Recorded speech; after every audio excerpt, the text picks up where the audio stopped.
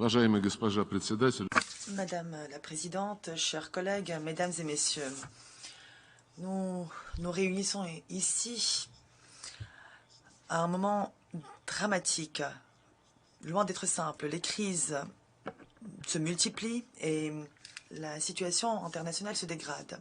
Au lieu d'un dialogue honnête et la recherche de compromis, nous avons aujourd'hui de la désinformation et des provocations en grand nombre. La ligne de l'Occident compromet notre confiance dans les institutions internationales en tant qu'organes permettant de faire converger les intérêts et compromet également la confiance que nous avons dans le droit international comme garant de la justice et de la défense des plus faibles contre l'impunité.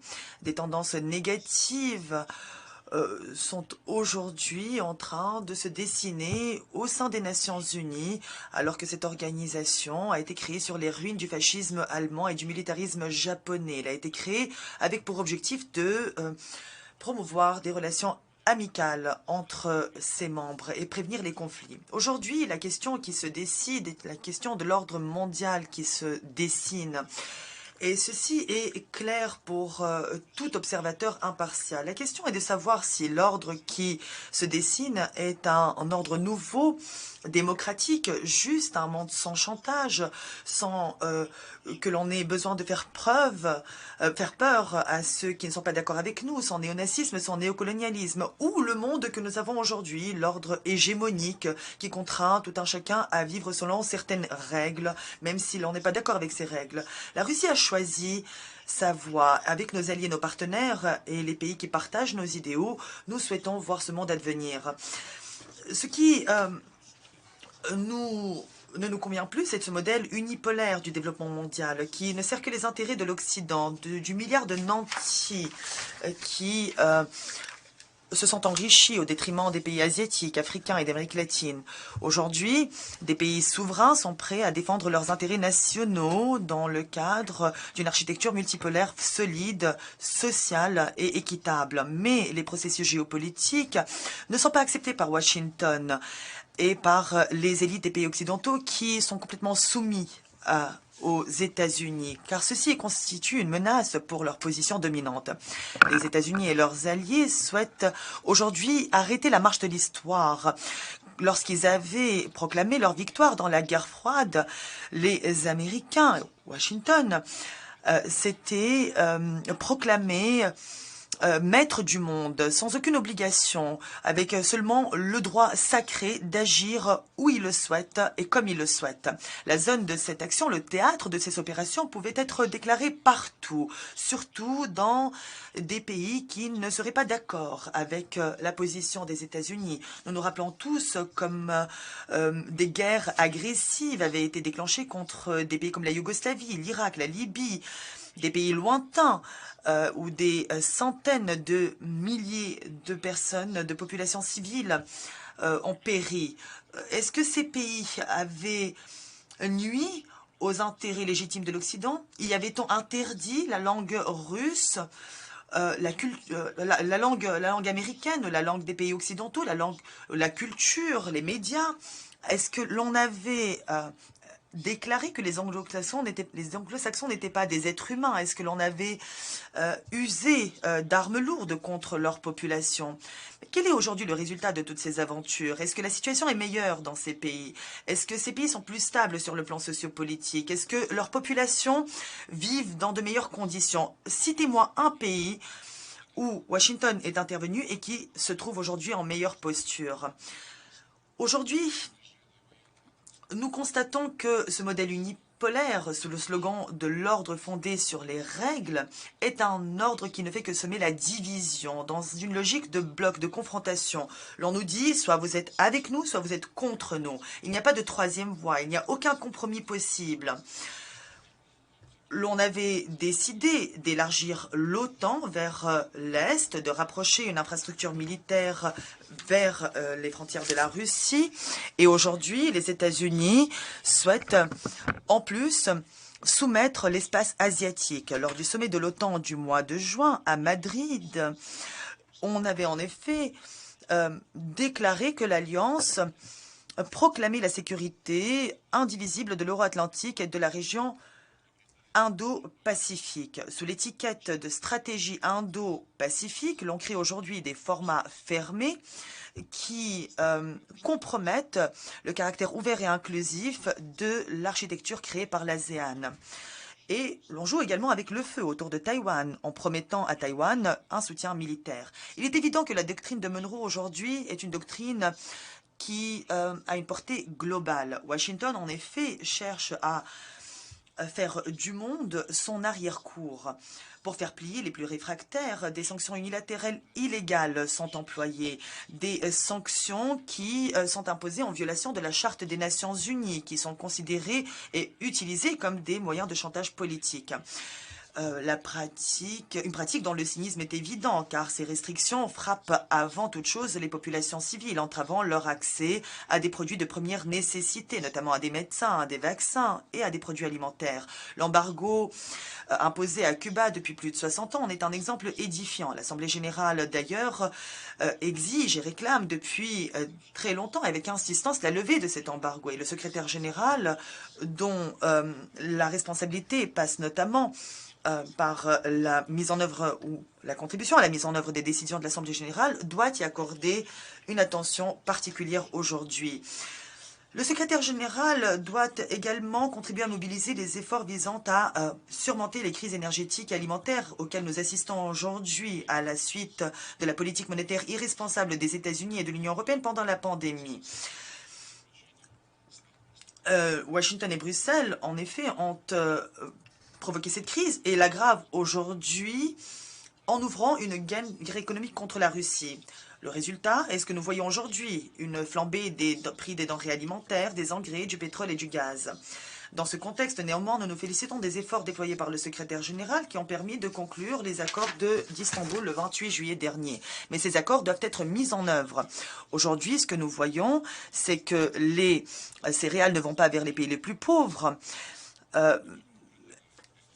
Et les obstacles logistiques et financiers créés par les États-Unis et l'Union européenne pour empêcher l'exportation des céréales russes et d'engrais russes n'ont toujours pas été levés. Bien au contraire, 300 000 tonnes d'engrais sont retenues dans les ports européens, alors que nous proposons depuis longtemps de les envoyer gratuitement aux pays d'Afrique qui en ont besoin. Mais l'Union européenne refuse de le faire. Quant à la russophobie officielle, était aujourd'hui d'une ampleur sans précédent, grotesque.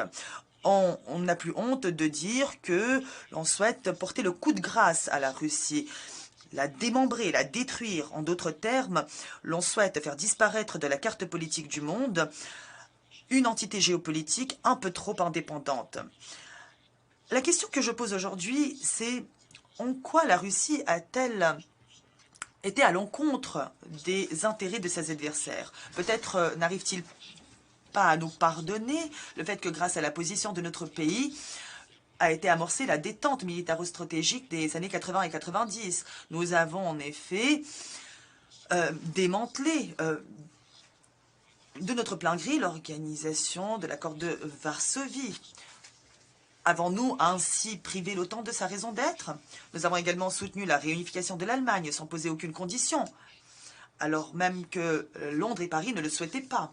Nous avons retiré nos forces armées d'Europe, d'Asie, d'Amérique latine. Nous avons reconnu l'indépendance des républiques soviétiques. Nous avons également cru aux promesses des dirigeants de l'Occident qui s'étaient engagés à ne jamais élargir l'OTAN. Pas un iota vers l'Orient, vers l'Est. C'est ce qu'ils nous avaient dit. Mais lorsque ce processus avait été amorcé, ils ont simplement légitimé cet élargissement en concluant un accord OTAN-Russie, soi-disant fondateur. Peut-être avons-nous violé également nos engagements. Peut-être n'avons-nous pas respecté les intérêts légitimes de l'Occident en l'empêchant de rapprocher une infrastructure militaire menaçante vers nos frontières en prévenant que c'était inacceptable.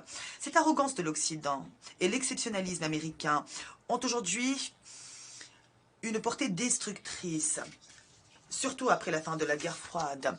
Depuis 1991, Déjà, en 1991, l'adjoint du chef du Pentagone, Paul Wolfowitz, dans une discussion avec le commandant de l'OTAN en Europe, Wesley Clark, avait dit clairement, et je le cite, « Après la fin de la guerre froide, nous pourrons envoyer nos militaires partout sans avoir peur d'être sanctionnés.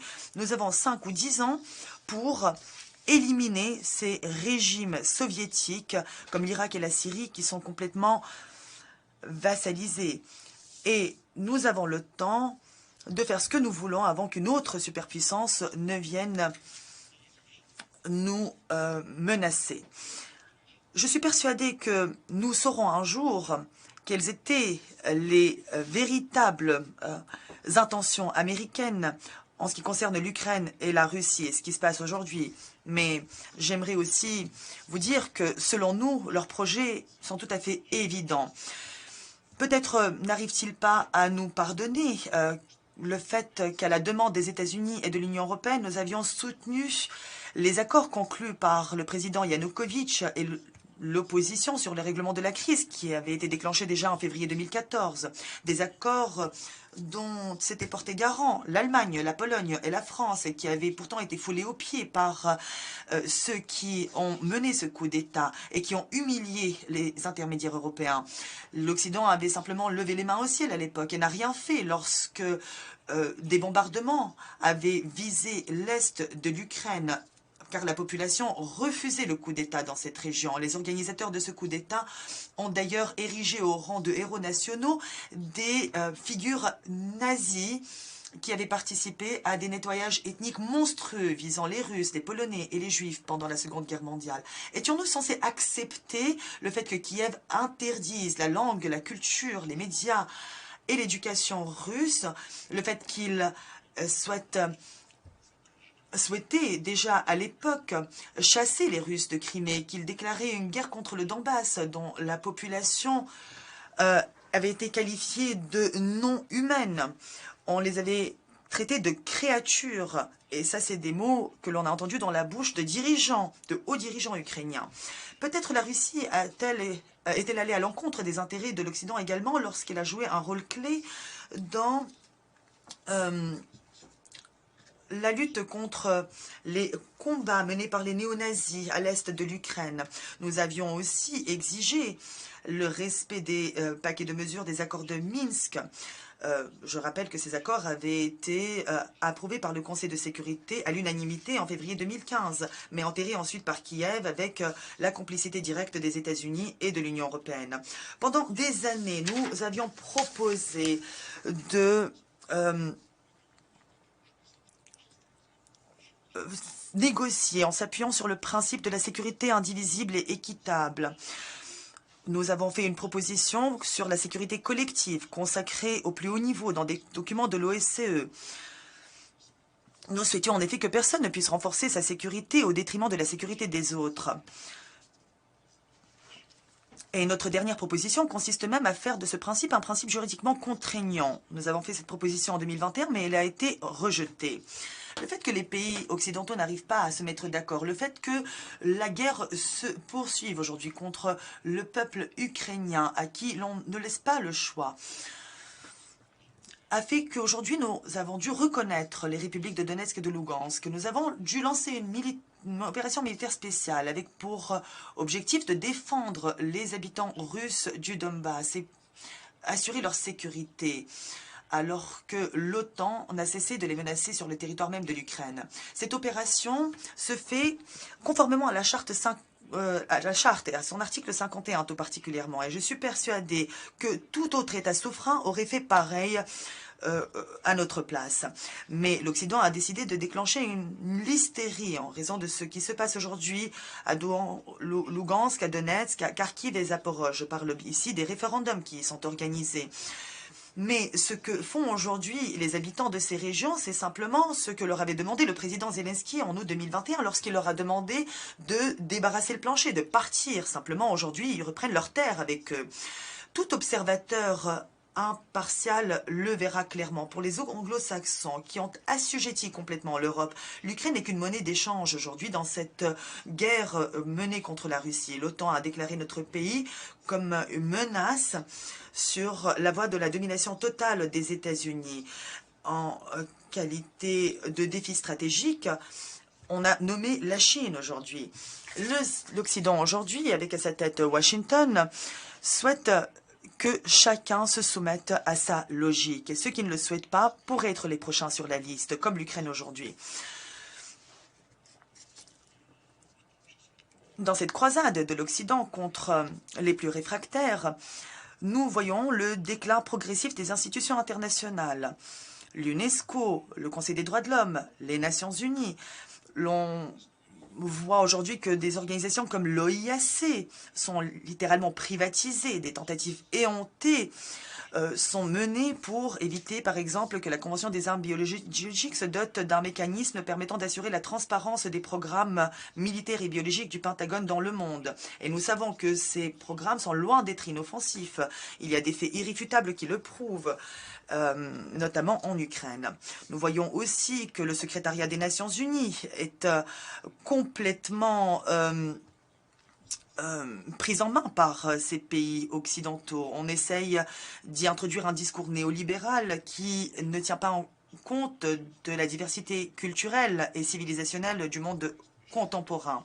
Nous appelons à cet égard le secrétaire général à y accorder une attention suffisante, car il est important que la représentation géographique soit respectée, qu'aucun groupe ne domine au secrétariat. La situation est également intolérable au regard du non-respect par les États-Unis de l'accord du siège. Les conditions de travail sont aujourd'hui impossibles pour de nombreuses délégations. Il faut que le secrétaire général agisse là aussi, car l'immobilisme est inacceptable sur cette question. Nous sommes également inquiets de voir que certains pays cherchent à remettre en question les prérogatives du Conseil de sécurité. Évidemment, le Conseil doit être adapté aux réalités contemporaines. Nous pensons qu'il faut complètement démocratiser le travail du Conseil de sécurité. Mais pour ça, il faut intégrer l'Afrique, l'Asie, l'Amérique latine. L'Inde et le Brésil doivent en faire partie. Ce sont des acteurs clés à l'échelle internationale et des candidats dignes d'être intégrés au Conseil de sécurité. Il faut aussi obligatoirement élargir la participation des pays africains. Aujourd'hui, il est plus important que jamais que tous les États membres réaffirment sans réserve et sans ambiguïté leur attachement au but et aux principes de la charte.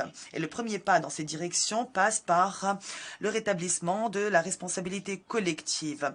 C'est dans cet objectif qu'en juillet 2021, nous avons créé le groupe des amis de la défense de la charte.